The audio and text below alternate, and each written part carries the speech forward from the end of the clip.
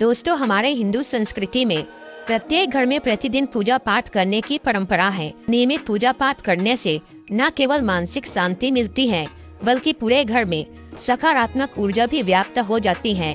और इसके लिए सभी अपने घरों में अपने आराध्य देवता का छोटा सा ही क्यों न हो, लेकिन एक मंदिर अवश्य ही बनाते हैं। परंतु यह बात भी सच है कि पूजा पाठ करने के कुछ नियम भी होते हैं, जिन्हें यदि हम नजरअंदाज कर देते हैं तो हमें हमारी पूजा का पूरी तरह से फल प्राप्त नहीं होता है। दोस्तों, शास्त्रों में देवताओं के सामने घंटी बजाने का बहुत अधिक महत्व बताया गया है, जिसे हम इस श्लोक के द्वारा समझ सकते हैं। आगमनार्थम तु देवानाम गमनार्थम तु रक्षसाम कुरु घंटे वरम नादम देवस्थान हन्निधौ। इसका अर्थ है कि घंटी बजाने से देवताओं का आगमन और राक्षसों का गमन होता है, और जो घंटी या घंटा राक्षसों से हमारी रक्षा करती है उसे हमारा नमन है। पूजा करने के नियम प्राचीन काल से ही चले आ रहे हैं, जो कि एक ठोस धरातल पर आध्यात्मिक और वैज्ञानिक दोनों ही दृष्टिकोणों से ध्यान में रखकर बनाए गए हैं। इसलिए हमें इन नियमों को बिल्कुल भी अनदेखा नहीं करना चाहिए।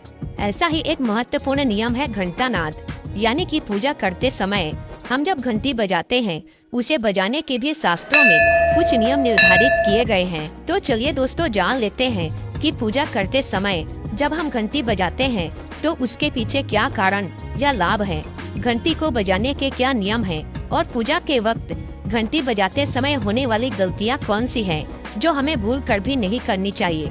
जब हम विधि विधान से पूजा करते हैं तो उसमें घंटी का उपयोग अवश्य रूप से करते हैं। पूजा संपन्न होने पर आरती करते समय विशेष रूप से घंटा नाद होना चाहिए, नहीं तो हमारी आरती अधूरी मानी जाती है। परंतु हम में से अधिकांश लोग इसे मात्र एक सामान्य प्रक्रिया मानते हैं और पूजा करते समय घंटी बजाना भूल जाते हैं।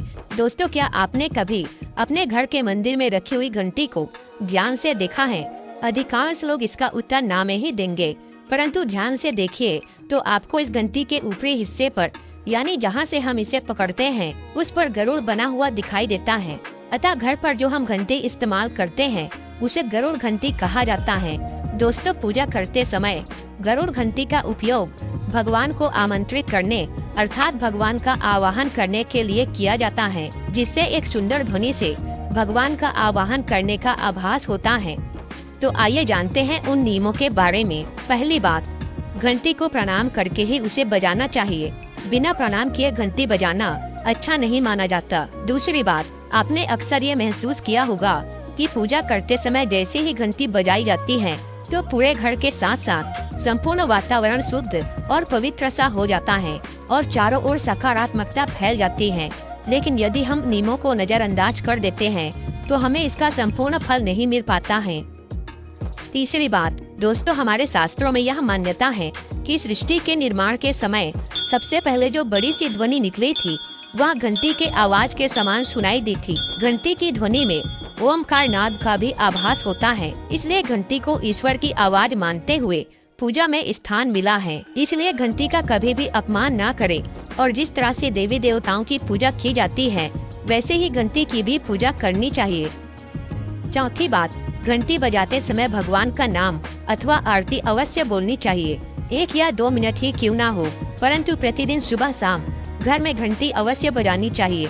यदि आपको अपने घर में या अपने आप में नकारात्मकता महसूस हो तो आप थोड़ी देर के लिए भगवान के सामने घंटी अवश्य बजाएं, सारी नकारात्मकता नष्ट हो जाएगी। पांचवी बात, अधिकतर लोग पूजा संपन्न होने पर केवल आरती के समय ही घंटी बजाते हैं, लेकिन यह भी ध्यान रखें कि भगवान को जल अर्पण करते समय, नहलाते समय, धूप दीप लगाते समय, नैवेद्य अर्पण करते समय घंटा नाद अवश्य करना चाहिए। ऐसा करने से हमारी पूजा संपन्न मानी जाती है। घंटी बजाने के भी कुछ नियम बताए गए हैं, जिनका अनुसरण करते हुए ही हमें घंटी इत्यादि बजानी चाहिए। धूपे निराजने स्नाने पूजा काले विलेपने ममाग्रे वादयन घंटा मुत्तमम लभते फलम। अर्थात भगवान को स्नान कराते समय, धूप दीप नैवेद्य वस्त्र इत्यादि चढ़ाते समय अगर घंटी बजाई जाए तो उत्तमोत्तम फल की प्राप्ति होती है। यह तो मैंने आपसे एक लाभ बताया।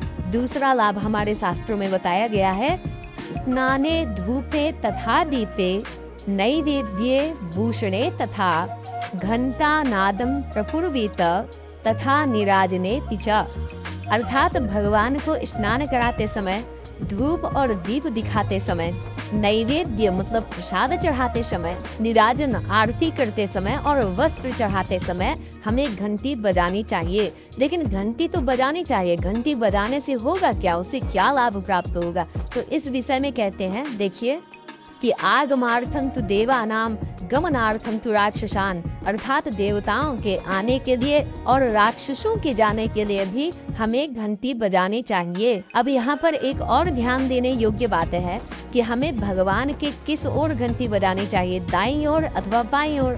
तो इसमें कहा गया है कि ममाग्रे वादयन घंटा, अर्थात भगवान के सन्मुख, भगवान के सामने घंटा नादम प्रकुर्वीत, घंटा बजाना चाहिए, घंटी बजानी चाहिए।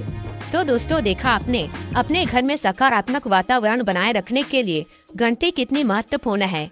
अगर ये जानकारी आपको पसंद आई तो वीडियो को लाइक करें, कमेंट में जय श्री कृष्ण अवश्य लिखें। धन्यवाद।